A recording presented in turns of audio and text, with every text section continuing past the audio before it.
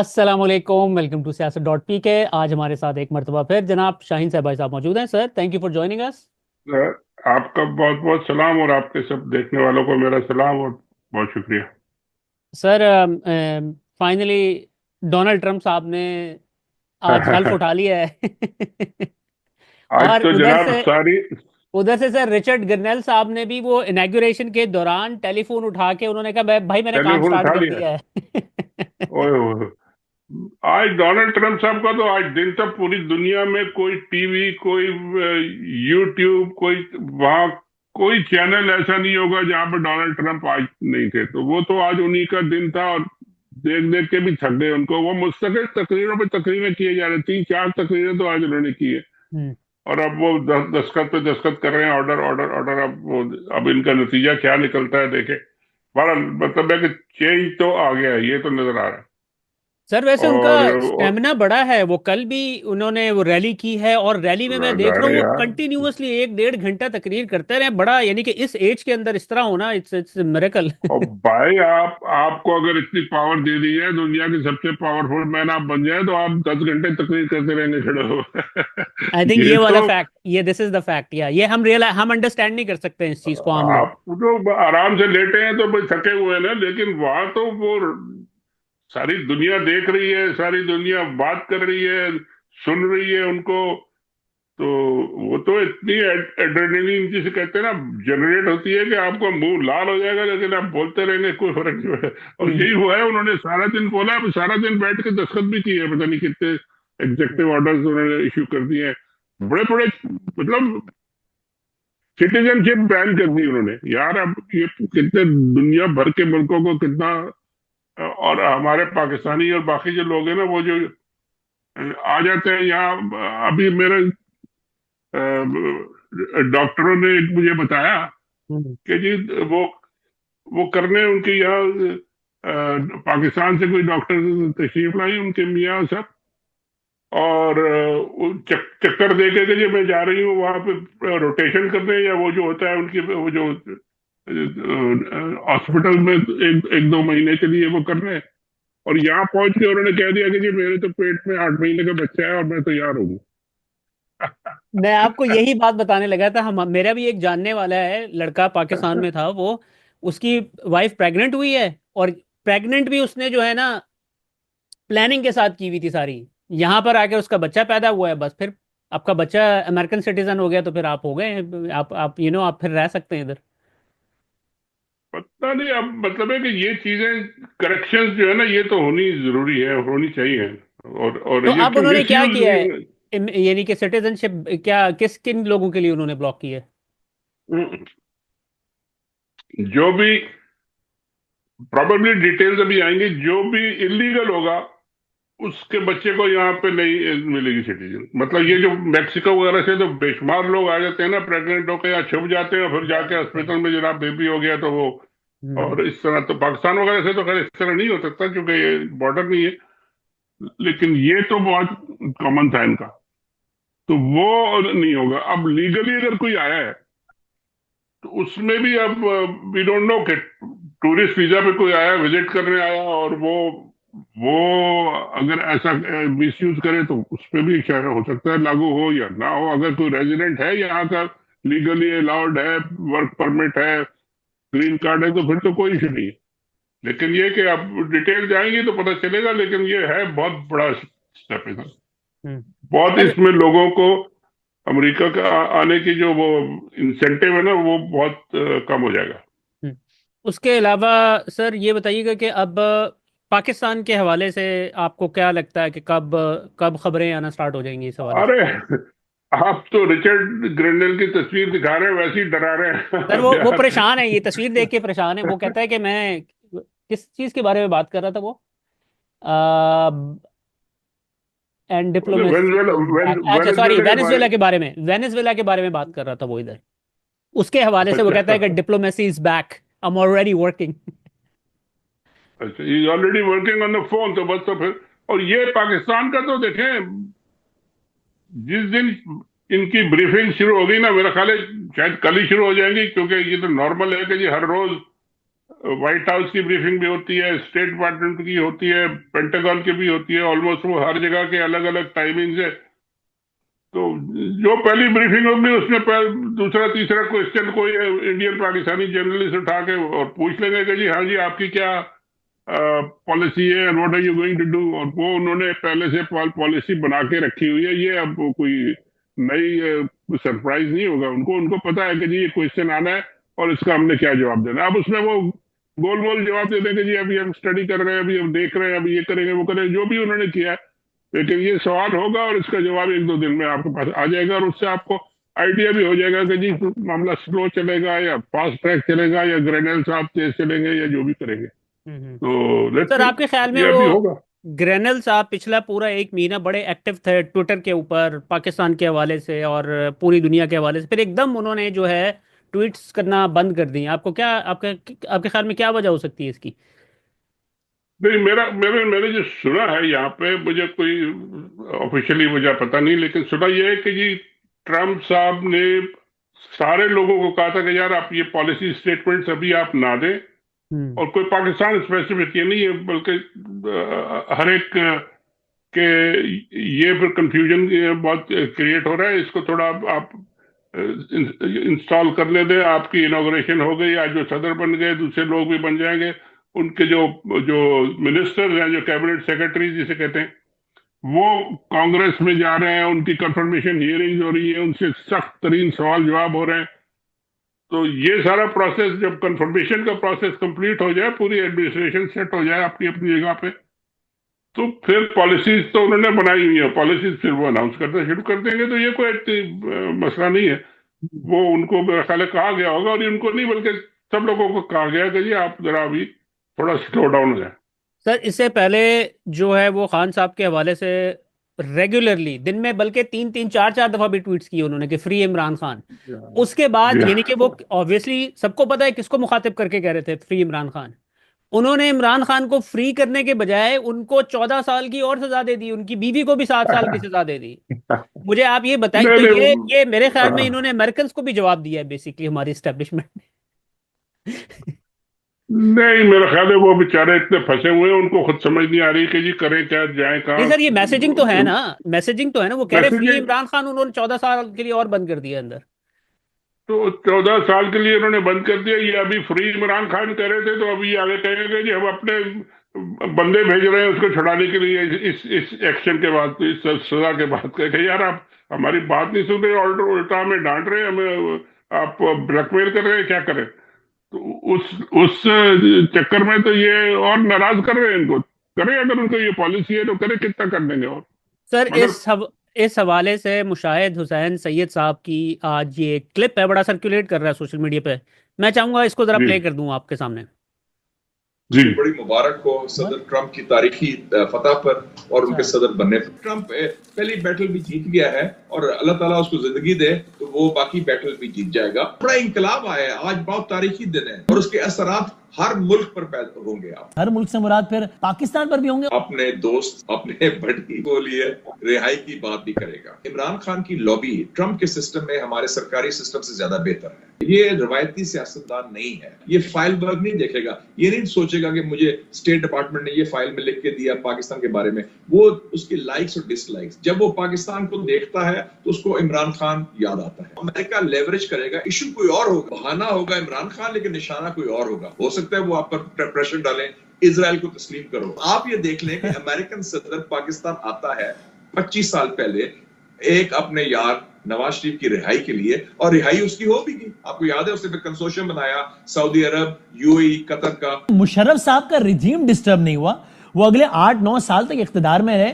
मियां साहब को भी इख्तिदार नहीं मिला, बल्कि जबाबंदी करनी पड़ी। 10 साल का वादा किया, 5 साल बाद वादा तोड़ दिया, 5 साल चुप रहना पड़ा। यूं एक बीच का रास्ता निकाला गया। तो यहां भी ऐसा कोई बीच का रास्ता निकलने का इम्कान है कि जहां खान साहब को कहा जाए आप खामोश हो जाएं, फिलहाल आपकी रिहाई फैसिलिटेट कर देते हैं, हुकूमत यही चलेगी। हो सकता है कि प्रेसिडेंट ट्रंप खुद गारंटर बन जाए। Okay, I'll guarantee this. Imran Khan will behave and the regime in Pakistan will behave or they'll keep their word. क्योंकि एक दूसरे का फुकदान है ना, एतमाद का आपस में, तो वो पूरा कर सकता है। He can be the deal maker.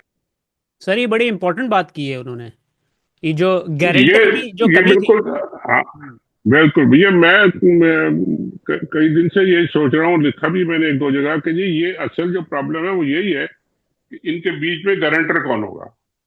और अगर ट्रंप हो जाए गारंटर तो फिर ट्रंप भी हो जाएगा, फिर सऊदी अरब भी हो जाएगा, फिर वो भी हो जाएगा, सारे मिलके फिर आ जाएंगे कि जी ठीक है, आप इनको छोड़े, इनको पॉलिटिक्स करने दें, और आप जो कुछ करना है करें, पॉलिटिक्स करेगा। ये मतलब है कि बगैर आप उनको सजाएं दिए, बगैर उनको जबरदस्ती किए हुए आप उनको नॉर्मल पॉलिटिक्स करने दें।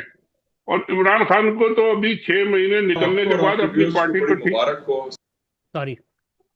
या तो इमरान खान को तो 5-6 महीने तो खुद चाहिए उसको अपनी पार्टी को ठीक करने के लिए। अभी तो वो अंदर बैठा है, पार्टी अंदर पता नहीं कितने कितने तो अंदर सर्कल विद इन सर्कल चल रही है। कोई किसी के खिलाफ कह रहा है कि जी कंप्रोमाइज है, कोई कह रहा है कि जी अली अमीन जो है वो बुशरा बीबी के खिलाफ कर रहे हैं, उनको जेल में भेज दिया, कोई कुछ कह रहा है, कोई। इनको पार्टी को क्लीन करने में 4-6 महीने तो लगेंगे लगेंगे। और उस दौरान ये दो चार बड़े बड़े जलसे करेंगे, लोग वाह वाह वाह वाह करेंगे, लेकिन उसके बाद एक्चुअल काम तो उनको 3-4 महीने में करना पड़ेगा कि जी पार्टी को साफ करें, प्रॉपर लोगों को आइडेंटिफाई करें, उनको लाके उनकी जगहों में बिठाएं, उनको काम करने दें, फिर उनमें से जो काम नहीं करते उनको निकाले, दूसरे लाए। ये लंबा काम है। और ये उनको टाइम, अगर उनको ये जल्दी सब कुछ दे दिया इमरान खान को, तो उनको बड़ी प्रॉब्लम हो जाएगी कि जी वो कैसे संभाले। अगर ये आप उनको अभी हुकूमत दे रहे हो तो वो नहीं संभाल सकते उसको। हम्म। तो ये काम उन्होंने खुद ही करना है 4-6 महीने। तो ये इसलिए वो एग्रीमेंट हो जाएगा कि ठीक है, हम 6 महीने तक अपना ऑर्गेनाइजेशन रीऑर्गेनाइजेशन पार्टी की करेंगे, अपना जलसा जुलूस करेंगे, हमें रोका ना जाए, हमारे जो राइट्स हैं वो दिए जाए, और जो गलत केसेस वैसे खत्म किए जाए, बाकी चले, फिर हम भी करेंगे, आप भी करेंगे। तो ये इतना टाइम तो खैर लगेगा, नॉर्मल है, इसमें तो कोई मसला नहीं है, और ये हो सकता है। सर, निगोशिएशन अगर होती हैं तो वो इस्टेब्लिशमेंट हमारी क्या मांगेगी इमरान खान से? वो तो कहेंगे जी इस हुकूमत को चलने दे और हमें चलने दे, और आसिम मुनीर साहब को ना छेड़े, और गाली गलौज ना करें, और बस उनका कब्जा जो है ना एक तरह से वो चलता रहे। थोड़े दिन तक खैर वो जब आएंगे तो चलता रहेगा, लेकिन जब फिर रियल स्टेज आएगा तो इमरान खान की पॉलिटिक्स और उनकी सपोर्ट और वो सब होगी, तो फिर उनको फैसला करना पड़ेगा कि जी अब इमरान खान का बेसिक पॉइंट तो ये है कि जी इलेक्शन कराओ, ये सारी फ्रॉड की गवर्नमेंट है। और इलेक्शन की जब बात होगी तो फिर मुझे लगता है लोग कह रहे हैं, जिसमें आपके बड़े जो एफबीआर के चेयरमैन भी थे, और वो शब्बर जैदी साहब जो है मूंछों वाले, उन्होंने भी एक इंटरव्यू में कहा कि जी अगले साल अक्टूबर में इलेक्शन होंगे। मुझे लगता है कि जी इसी साल अक्टूबर में इलेक्शन कहीं ना हो जाए, अगर ये जल्दी इनका कुछ फैसला हो गया तो। और ये जल्दी फैसला होने वाला है, उन्होंने क्योंकि सर देखिए, पिछले साल का होगा, इस साल का है क्योंकि अभी जनवरी चल रहा है ना। नहीं आज आज अभी का है? थोड़े 1-2 दिन तक है। अगले साल तो तक तो वो पता नहीं क्या हो जाएगा हमारा। यही मैं सोच रहा हूँ कि वो अगर 1.5 साल का सोच रहे हैं और ये 6 महीने का सोच रहे हैं, तो 1 साल का टाइम है। 1 साल का मतलब है कि फरवरी है अभी, ये अक्टूबर नवंबर में बिल्कुल इलेक्शन हो सकते हैं। ये है। हम्म। दूसरी दूसरी बात ये कि आपने सारा का सारा ये जो सिस्टम को आपने हाईजैक किया है, अदालतों को जो हाईजैक किया, अदालतों में क्या खिचड़ी पक रही है, क्या वो धींगा मुश्ती हो रही है, आपको अंदाजा नहीं है कि जज एक दूसरे की रोज रोज डे टू डे वो लड़ाई हो रही है। एक को निकालते हैं, दूसरे को इधर डालते हैं, दूसरे को उधर कर रहे हैं, क्या कर रहे हैं पता। जज है, सुप्रीम कोर्ट के जज है। वो हम्म। जो रजिस्ट्रार साहब कहते हैं मैं जजों के फैसले को नहीं मानता हूं, मैंने सर ये कर दिया। एग्जैक्टली हुआ क्या है, तो हुआ क्या एग्जैक्टली आज?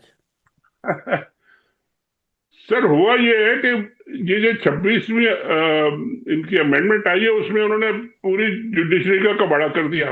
एक और एक पैरेलल सुप्रीम कोर्ट बना दी, जिसे आईनी सुप्रीम कोर्ट कहते हैं। अब वो आईनी है तो ये गैर आईनी है, चलो पता नहीं क्या हुआ। उसके बाद अब केसेस जब आ रहे हैं, तो अब वो डिसाइड कौन करेगा भाई ये आईनी के पास जाएगा या गैर आईनी के पास जाएगा। टॉस टॉस तो करना चाहिए सर। अब टॉस तो यार सुप्रीम कोर्ट का डिसीजन है, अगर आप टॉस पे करेंगे तो फिर तो अल्लाह मालिक मजाक है बना दिया पाकिस्तान था का। सर, इन्होंने हर इदारा तबाह कर दिया है हमारा। मजाक ही है ना, वही मैं कह रहा हूँ कि ये सर्कस एक बना दिया। अब वो एक केस उनका फंस गया आके, क्योंकि उन्होंने दरखास्तें बेशुमार आई हुई है कि जी ये 26वीं जो तरमीम है, इस पे आप पूरी कोर्ट को बिठाएं और फैसला करें कि ये सही है गलत है। वो कोई नहीं सुनता, लगाते ही नहीं है।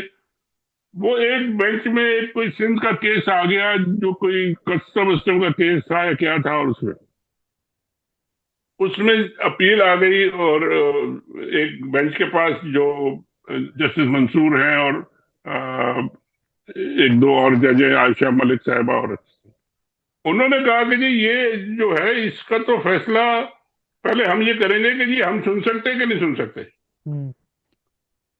और उसके लिए उन्होंने सबको बुला लिया कि जी आए आप अटॉर्नी जनरल फलाने फलाने, और आप बैठ के हम पहले ये फैसला करते हैं कि ये हमें सुनने का है कि नहीं है, ये वहां आईनी जाएगा या गैर आईनी जाएगा, या हम आएगा या क्या क्या होगा।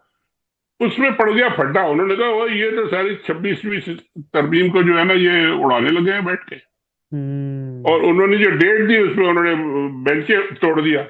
फिर उन्होंने दूसरी डेट दी, उसमें उन्होंने जज को ही ट्रांसफर कर दिया। अब तीसरी डेट थी, वो उनके जो रजिस्ट्रार साहब है, उन्होंने कहा जी वो तो एक मीटिंग हुई थी जिसमें फैसला हो गया। उन्होंने कहा जी मीटिंग कहाँ हुई थी बताएं। उन्होंने कहा जी हमारे पास कोई मिनट नहीं है, कोई रिकॉर्ड नहीं है, बस वो फोन पे। उन्होंने कहा, तो उन्होंने कहा जी फोन पे अगर आपके ये हमारे कोर्ट के जजमेंट अगर आप फोन पे चेंज करने लगे तो ये इस सिस्टम का क्या बनेगा। और वहां जाके ये फंस गए सारे। अब वो एक जज इधर ला रहे हैं, एक उधर ले जा रहे हैं, किसी एक डेट दे रहे हैं, एक दूसरी डेट दे रहे हैं कि ये के वो चाहते ही है कि ये जो 26वीं अमेंडमेंट है इस पे पूरी कोर्ट बैठ के फैसला ना करे। और पूरी कोर्ट बैठ गई तो ये उड़ जाएगी, क्योंकि सारे जज इसके खिलाफ है, मेजोरिटी खिलाफ है। Hmm. This is basic thing. अब वो उन्होंने एक जज से इधर ले लिया, दूसरे जज को लगा दिया, और वो जज भी अड़ गए। मतलब पहले हाई कोर्ट में भी लोग फाइट कर रहे थे, और सुप्रीम कोर्ट में भी खड़े हो गए फाइट करने। हम्म। तो ये है सारा इन्होंने सर्कस जो बना दिया है। इसमें सुप्रीम कोर्ट का और इन अदालतों का और इन जुडिशरी का, क्या अदलिया का, तो क्या कहना चाहिए यार, च्यूमर निकाल दिया है इन्होंने बिल्कुल। सर, इस तरह इसका की कोई कोई हैसियत ही नहीं रही। इस तरह की कोई पास में किसी और मुल्क में कोई मिसाल मिलती है कि सुप्रीम कोर्ट के ऊपर एक और एक और सुप्रीम कोर्ट बना दिए उन्होंने? 16 जजों का फैसला जो है ना वो डिसाइड करेगी। 5 जजों के जो 5 जो इन्होंने सेलेक्ट किया, जो नीचे से ऊपर से कोई जूनियर सीनियर, वो 5 इन्होंने कहा ये 5 सेलेक्ट करेंगे कि जी 16 ठीक है, ये 5 ठीक है। हम्म। यार ऐसा कभी होता है? मतलब जबरदस्ती बदमाशी है ना, और क्या है। हम्म। और फौजियों ने कर रहे हैं, फौजी बैठ के जो ऑर्डर देते सुन ये रहे कि जी ये जो सजा हुई है इमरान खान को, उसके फैसले के 2 हिस्से। एक फैसले का हिस्सा जो है वो ये इमरान रियाज साहब ने बड़ी डिटेल में बताया इसको, मगर जो मुझे समझ आई कि एक फैसला मिलिट्री के जो लॉयर्स हैं उन्होंने लिखा है, एक फैसला जज साहब ने लिखा है, और दोनों में मुताबिकत ही नहीं है। वो कुछ कुछ कह रहे हैं, वो कुछ कह रहे हैं। जज साहब कहते हैं ये जो गवाह ने जो विटनेस जो जो स्टेटमेंट दी है, ये ये कुछ गड़बड़ है, ये वाली भी ठीक है, ये वाली भी ठीक है, लेकिन ऐसा होता रहता है। चले जी ऐसा होता रहता है, सजा दे दो 14 साल। ये अगर आपके लेवल आकर आ गया कि जी ऐसा होता रहता है, वो जी ठीक है, 9 बॉल पे आउट हो जाता है, कोई बात नहीं, हो जाएगा। हम्म। तो इस तरह आप अगर इसका हशर नशर कर देंगे तो फिर मिलिट्री फौजी कोर्ट को लाके बैठा दें यार, वही फैसला कर ले क्या करें। हम्म। और कुछ समझ नहीं आ रही ना कि इनको रास्ता नहीं मिल रहा कि जाए किधर। और ऊपर से प्रेशर आ रहा है जी, ट्रम्प साहब आ गए, और ऊपर से ग्रेनेल साहब आ गए, ऊपर से जलमे आ गए, और ऊपर से कहाँ कहाँ से क्या क्या निकल के आ रहा है। सारी हियरिंग हो रही है 22 तारीख को, ये कल परसों जो है जहाँ कांग्रेस में भी हियरिंग होगी उसके उस पर भी शोर मचेगा। लंदन में एक हियरिंग हुई, उस पर भी शोर मच रहा है। तो ये इनको संभाला नहीं जा रहा। और ये जा रहे हैं, वो कहते हैं, एक मैं भी क्लिप देख रहा था टीवी का कि आसिम मुनीर साहब ने कहा कि जी मैं खुद इमरान खान से बात करने जेल जाऊंगा। ओ ये पता नहीं, वो मुझे याद नहीं रहेगा कौन से टीवी का था, लेकिन मिल जाएगा। हम्म। उनका बड़ा हेडलाइन बना के उन्होंने ब्रेकिंग न्यूज का जी, उन्होंने कहा है कि जी मैं खुद जेल जा के उनसे बात करूंगा। हम्म। और जेल तो आपने वैसे ही जाना है, अब जाके बात कर ले पहले ही, अगर बुला के बाहर तो ज्यादा बेहतर है। हाँ नहीं सर, वो ये जो भी एक्शंस हो रहे हैं वो डेस्परेशन के अंदर हैं।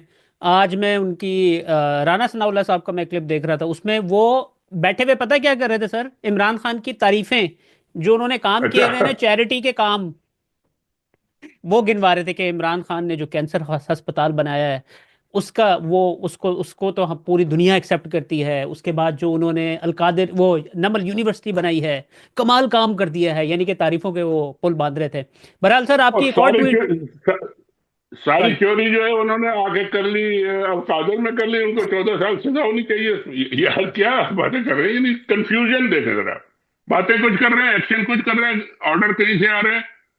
और एक्चुअली कोई भी मुझे बता रहा था कि वो किसी पेपर ने लिखा है शायद, या कहीं से किसी, हाँ, लंदन में गवर्नमेंट ने कुछ पेपर इनको भेजा है अपनी, वहां से पाकिस्तान से उनकी एम्बेसी वगैरह ने भेजा है जो गवर्नमेंट को, कि जी पाकिस्तान में इस वक्त actual de facto prime minister तो है आसिम मुनीर साहब, और जो बराए नाम है वो आपके ये हैं।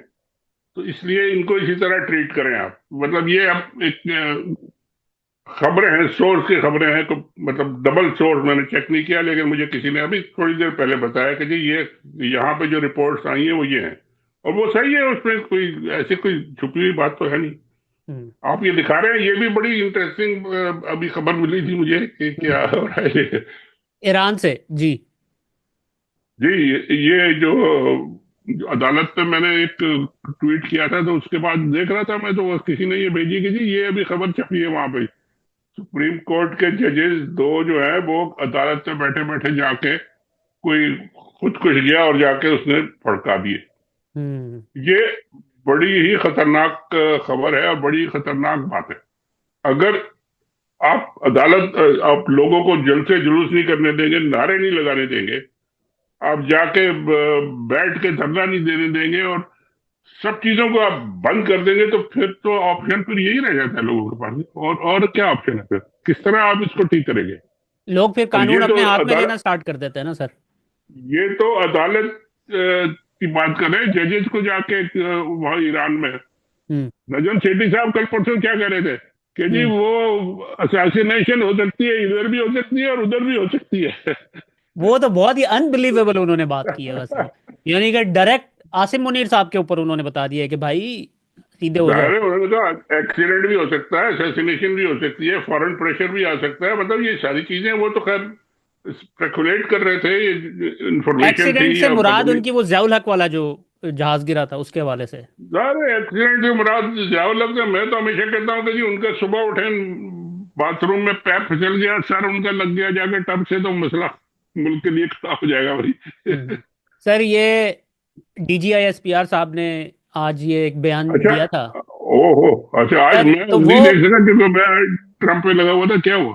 सर मुझे ऐसा फील होता है कि ना ये जो रियलिटी से है ना बिल्कुल जो है ना कट ऑफ है, इनको पता ही नहीं है कि इस वक्त नीचे क्या हो रहा है।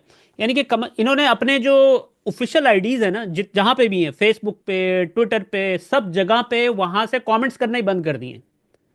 अब ये क्या करते अच्छा। हैं, इन्होंने छोटे छोटे प्रॉक्सी अकाउंट्स बनाए हुए हैं, जिन मैं कई लड़कों को जानता भी हूँ जो रन करते हैं उसको। कोई स्टेटमेंट देनी होती है ना, उसके थ्रू स्टेटमेंट देते हैं, डायरेक्ट नहीं देते, क्योंकि अगर वो आप देंगे तो आपको तो। पहले इन्होंने क्या किया सर, ये DGISPR का जो ट्विटर अकाउंट है ना, उसको इन्होंने, उसके कमेंट्स बंद कर दिए पहले। लोगों ठीक है। ने क्या किया, लोगों ने उस ट्वीट को कोट करके जो है ना गालियां देना स्टार्ट फिर इवेंचुअली अभी इन्होंने ठीक क्या है। किया, उन्होंने फिर अपना जो है ना अपना अकाउंट इस्तेमाल करना बंद कर दिया। बहरहाल मैं ये प्ले करता हूँ सर आपके लिए जरा। अच्छा। है कि पिछले वाह। दिनों हमारे आर्मी चीफ जो थे वो यहाँ पेशावर आए थे और उन्होंने कुछ पॉलिटिकल पार्टी से यहाँ पर मुलाकात की थी। ये एक अच्छी बात है, स्टेबिलिटी इस चीज से आती है यहाँ पर, और ये एक पीस और स्टेबिलिटी का मैसेज होता है। बट सर हमें बताया जाता है कि हमारी आर्मी में बहुत ज्यादा एटीट्यूड है, वो किसी से बात करना पसंद नहीं करते, किसी के साथ मुज़ाकरात के लिए नहीं बैठते। आया क्या आर्मी इसी तरह है? क्या आर्मी किसी से बात नहीं करना चाहती? सर ये सब जो है तो हमारे नेशनल लेवल पर क्यों नहीं होता? क्या हमारे आर्मी चीफ साहब जो हैं वो नेशनल लेवल पर इस तरह तमाम पॉलिटिकल पार्टीज को एक प्लेटफॉर्म पर इकट्ठा करके ये सब इश्यूज नहीं हल कर सकते जो हमारे पाकिस्तान में इश्यूज चल रहे हैं? अगर आप फिजिकली स्ट्रक्चर को समझ लें तो there is no attitude in this army, इसकी गुंजाइश ही नहीं पैदा हो सकती। पर्सनली किसी बंदे में पर्सनैलिटी वाइज हो सकता है एटीट्यूड, लेकिन as an institution this army is totally connected with its people. पहले तो ये समझने की जरूरत है कि हम क्यों बैठते हैं। गवर्नमेंट के साथ लाइक अदर इंस्टीट्यूशन आर्मी का एक ताल्लुक होता है, कुछ मामलात में ज्यादा होता है, कुछ में कम होता है। मतलब सिक्योरिटी में ज्यादा होगा। अभी जो आप पेशावर में बात कर रही हैं, that meeting was focused on the security because there is a security situation in KPK. तो फौज बैठेगी, वो कोई पॉलिटिकल मीटिंग तो नहीं थी कि वहां पे कोई सियासत डिस्कस की जा रही। That is purely focused on that aspect on which the army is playing a very important role in the KPK and we have a security situation. जो आपकी दहशतगर्दी की और फितना अल खारिज की जो वहां थ्रेट है, जो मैनिफेस्ट भी होती रहती है वहां, उसका कोई सियासी ताल्लुक नहीं है, उसका कोई सियासी रंग नहीं है। आपको ये समझने की जरूरत है। इसी तरह जो पॉलिटिकल पार्टीज हैं उनके साथ हमारा ताल्लुक नहीं है, हमारा रियासत के साथ ताल्लुक है, हमारा गवर्नमेंट के साथ ताल्लुक है, क्योंकि हम एक रियासत की फौज है, हम किसी एक सियासी पार्टी की फौज नहीं। हमारे अंदर हर एथनिसिटी के लोग आते हैं, हर मसलक हर मजहब के लोग आते हैं, इस तरह हर सियासी बैकग्राउंड से भी लोग आते हैं। लेकिन फौज में किसी ऑफिसर का, उसका जो वादा होता है एक ऑफिसर का और जवान का, वो रियासत के साथ होता है, वो पाकिस्तान के साथ होता है। उसकी सियासी वाबस्तगी तो उसकी कोई अहमियत ही नहीं है। National level, provincial level, local level, हर जगह पे फौज बैठती है गवर्नमेंट के साथ। So we sit wherever the state feels that we should sit. जब रियासत कहती है कि इसी फौज ने क्या नहरों की भल सफाई नहीं की? जब सैलाब आता है, जलजला आता है, तो फौज ये जाती नहीं आगे? क्यों जाती है? अगर वो कहेंगे सिक्योरिटी है, इससे तो हमारा ताल्लुक कोई नहीं है। क्योंकि रियासत कहती है कि जी आए, कि आपके मुल्क में पोलियो के कतरे डालने के लिए फौजी जवान नहीं जाते। क्योंकि रियासत कहती है कि हमें इसमें आपकी मदद चाहिए, आप करें। क्या जब कोविड आया था तो आर्मी को नहीं कहा गया कि आप आके एनसीओसी को चलाएं? हमारा सियासत से कोई इंटरेस्ट नहीं है। हाँ, हमारा रियासत पाकिस्तान से बहुत गहरा इंटरेस्ट है।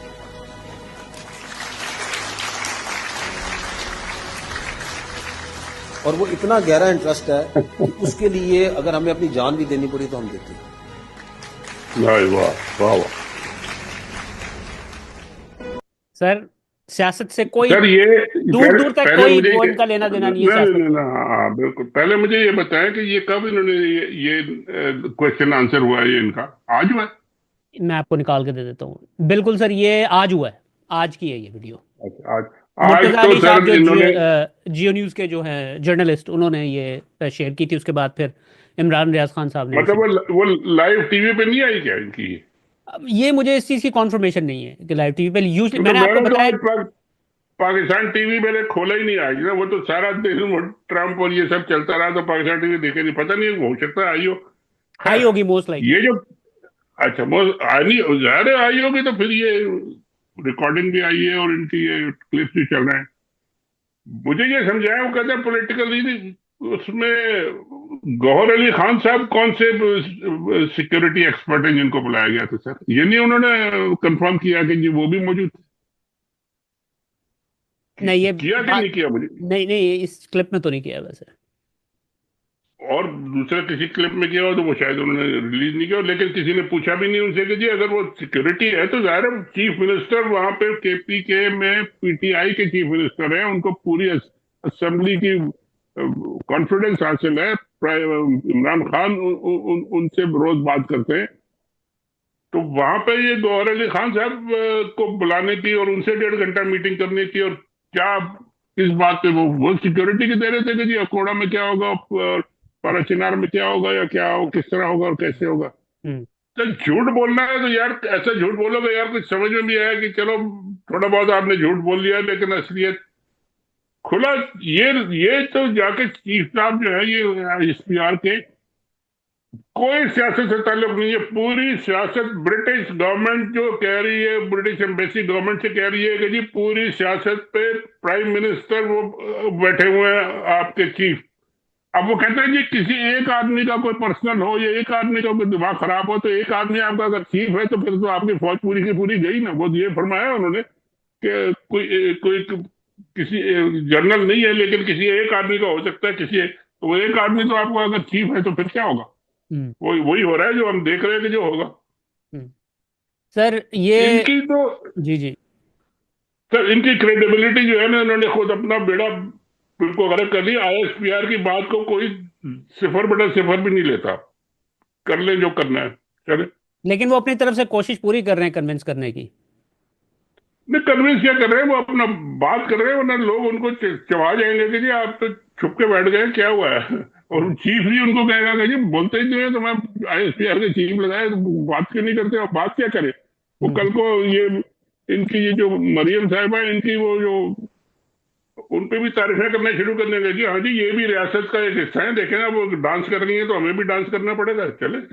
सर अरे यार। आखिर में मैं थोड़ी सी आपके इंटरटेनमेंट के लिए 2-3 स्टेटमेंट्स ओह। दिए मरीम नवाज ने, और फिर उसके बाद आपको पता है वो अपनी तरफ से वो पूरी कोशिश कर रही हैं कि शायद ये जो मैं टिकटॉक वीडियोस बना रही हूं इससे शायद जो यूथ है वो मेरी तरफ मतवज्जो हो जाए। कहती बहुत हैं बहुत बहुत ज्यादा आएगी, हाँ। कहती हैं मुखालफिन को समझ नहीं आ रहा है कि पंजाब में तरक्की कैसे हो रही है। हो रही है, हाँ, बिल्कुल आगे सही है। कहती हैं मुझे खैबर पख्तूनख्वा के बच्चों की इतनी दरखास्तें मौसूल हो रही हैं कि मैडम आप पंजाब की वजीर आला हैं, लेकिन अल्लाह का वास्ता है हमारे बारे में भी सोचें।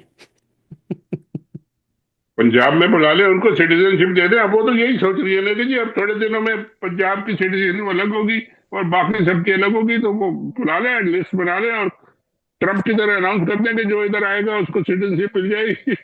क्या सर है यार। आपके सामने ये क्विकली एक क्लिप मैं जरा चलाना चाह रहा हूँ। ये देखिएगा कि किस तरीके से टिकटॉक वीडियोस बन रही हैं लो, ओए ओए। लोगों को इम्प्रेस। अब इनको चाहिए कि अगर इन्होंने इस तरह की टिकटॉक वीडियोस बनानी है ना, तो एक काम करें कि मेक श्योर करें कि जो जो कैमरामैन वगैरह जो वीडियो वगैरह बना रहे हैं, नहीं नहीं कि एक नहीं कोई 10-10 कैमरे, चारों एंगलों से कैमरे वीडियोस बन रही होती है। देखिए कि हर जगह पे इन्होंने रिलीज करनी और बेहतरीन एंगल जो है ना।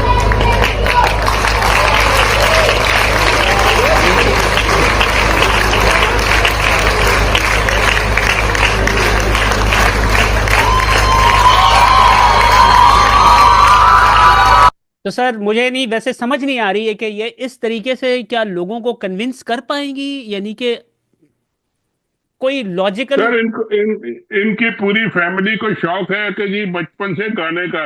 आप जिससे कहे ना कि जी गाना सुनाओ, शहबाज शरीफ से कहें तो वो फौरन माइक लेके गाना गाना शुरू कर देते हैं। उनके उनके बेटे से कहो तो वो भी गाना गाना।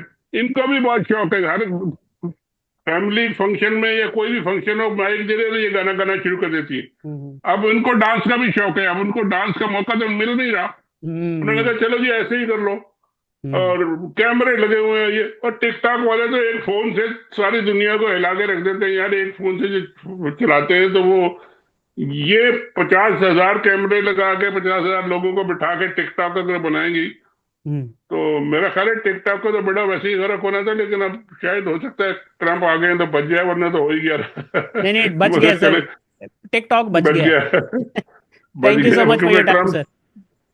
ट्रम्प साहब ने कहा कि जी मेरे सबसे ज्यादा फॉलोअर तो टिकटॉक में है, तो उन्होंने बचा लिया उसको। सर वैसे मैं ओके। टिकटॉक के हवाले से आखिर में आपको बताता चलूं कि पूरी दुनिया में जो है ना इस वक्त सबसे ज्यादा इस्तेमाल होने वाला जो सोशल मीडिया प्लेटफॉर्म है वो टिकटॉक है। वो तो और सही।